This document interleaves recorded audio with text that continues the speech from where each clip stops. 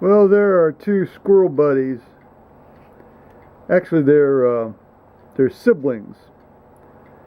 They'll be 4 years old here this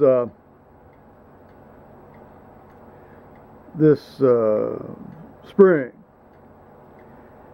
and they were born in their mother had a nest in the maple tree here, just off the side of the deck.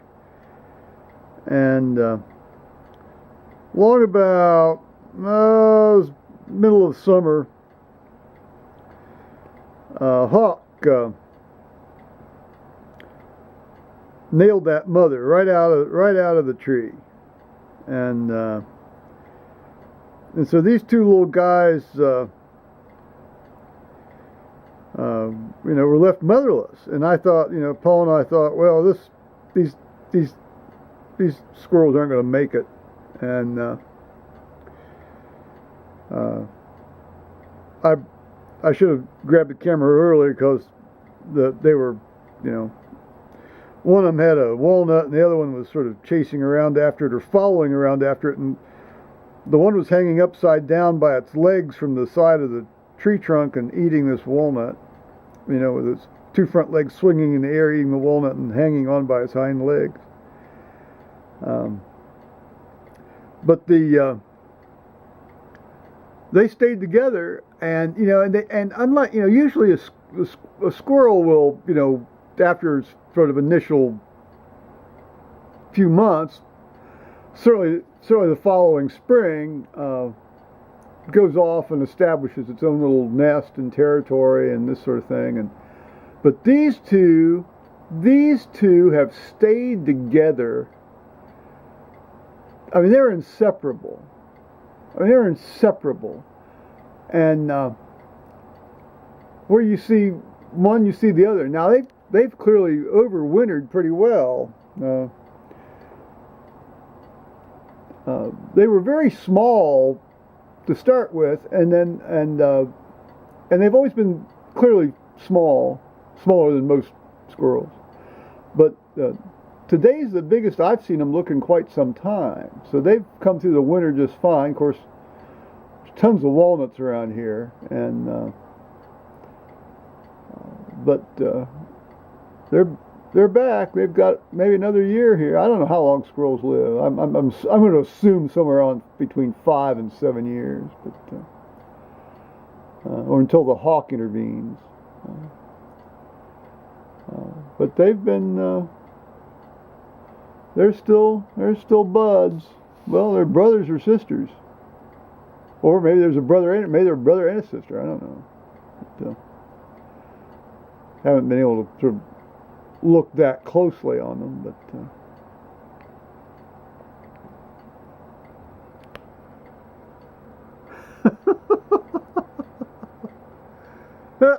there, so he's looking for the shavelings there, I guess. He went up to the other tree guy. There he goes. There he goes.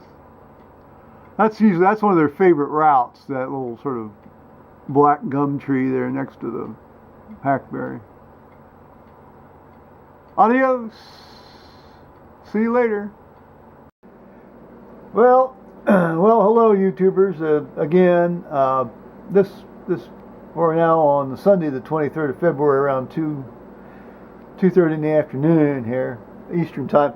Now, here's a problem. See, this is the big 240 volt 4,000 watt heater that I use basically to heat the house when it's much below 30 degrees. And we're still going to be below that here the next week, so I'm going to have to turn this back on again. Now, see, you turn it on and I'll watch what happens. Oh, nothing happens. So we're going to try to take that front off and see if we can get this thing to run.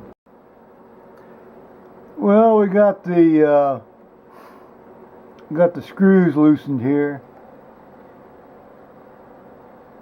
and we'll get this grill off here. I've done this before with a previous heater Well, exactly, you know, it's an identical model heater, but I also then took the fan off and oiled the shaft there, you know, and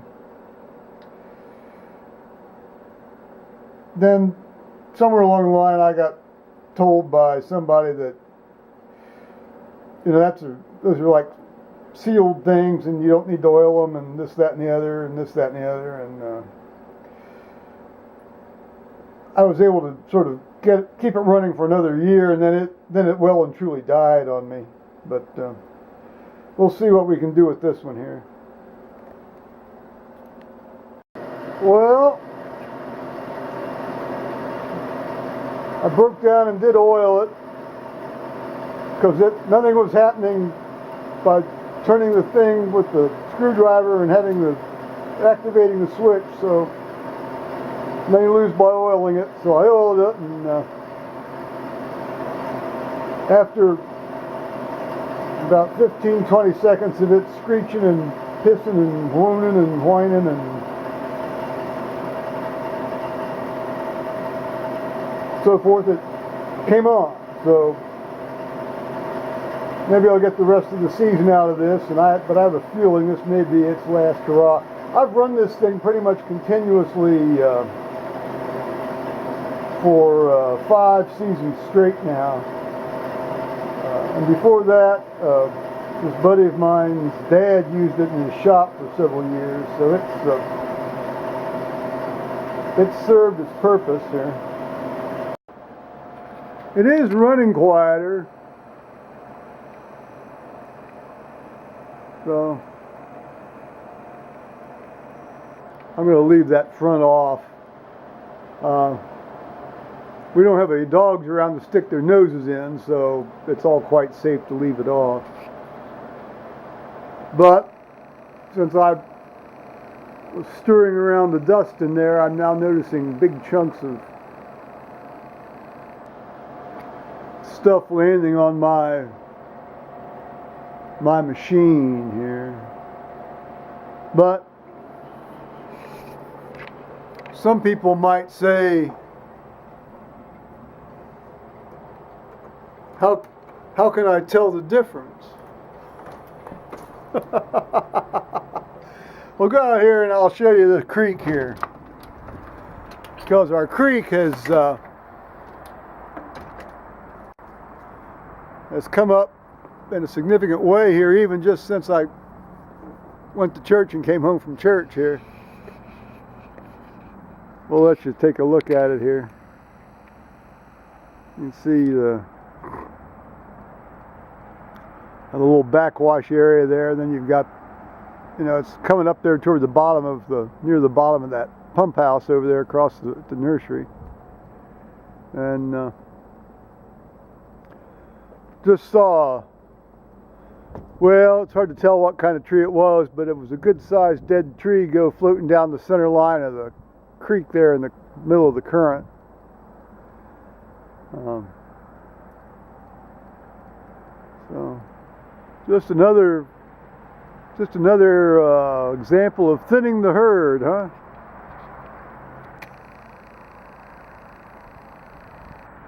It's not that cold. It's about 37. But the weather hysterions are basically saying we're going to be down in the mid-20s to sort of like 5-degree range here for the next, well, 3 or 4 days. Certainly starting by Tuesday. So I wanted to get that heater back on, even if it does blow dust around. But again, some people might point out, how can I tell the difference?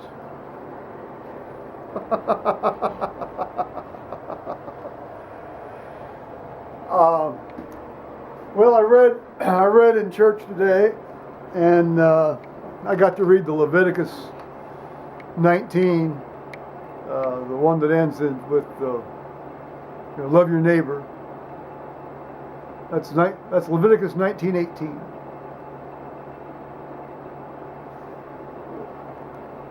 And that was one of the verses Jesus cited when he was, asked to summarize the law in basically 2 sentences. Love the Lord your God with all your heart and all your soul and all your mind, and love your neighbor as yourself. One of the rabbis from the early post Second Temple period, after the Romans destroyed the temple finally once and for all, said that that's the entire Torah. He says everything else is just commentary on that. It's true.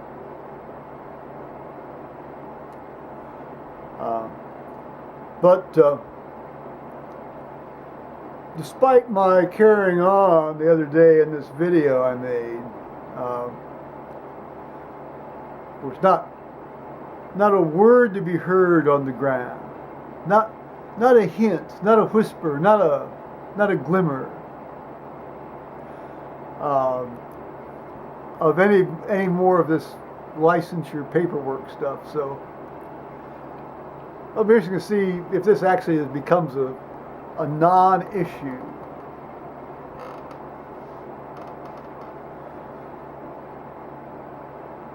So it went well. Charles gave a great sermon. He didn't get up in the pulpit. He did it right walking around in the sanctuary area. And when he does that, he is so good at that. And he kept to the scripture. He didn't mention but one very oblique popular culture reference. And he dealt with the issues raised by the 3 readings. Very good. Nothing out of the ordinary, but it was good to hear a scripturally based sermon from this man.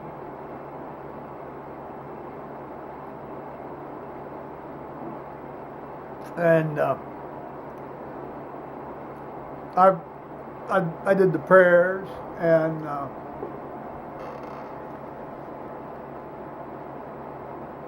it was given to me. It was given to me today to get into that kind of zoomed out state where you're almost having an out of body experience when you're doing that. It's very humbling, very profound. Nothing an individual can do can achieve that state. That's a blessing that the individual had nothing to do to. That's an example of swimming in the ocean of the grace of God. As we all do, but sometimes you're more aware of it than other times.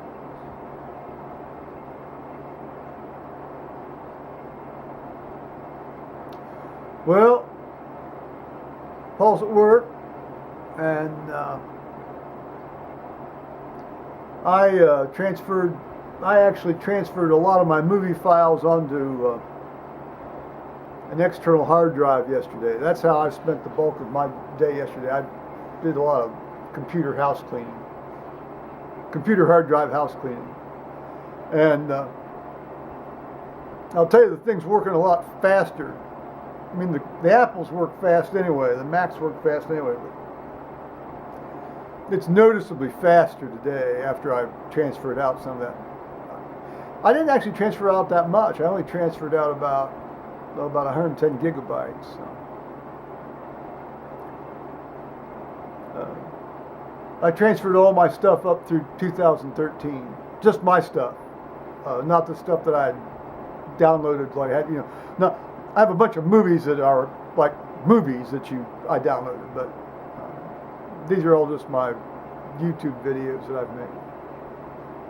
So I took the ones from 2012 and 2013 and put them on this hard drive. So, seems like I may have solved a bit of a problem. So again, it's just a matter of staying tuned. So bye-bye, YouTubers.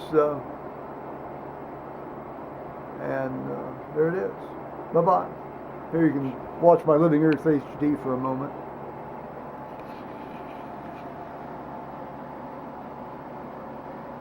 Get Living Earth HD if you don't have it. It is tremendous fun. I've said that before, though. Alrighty.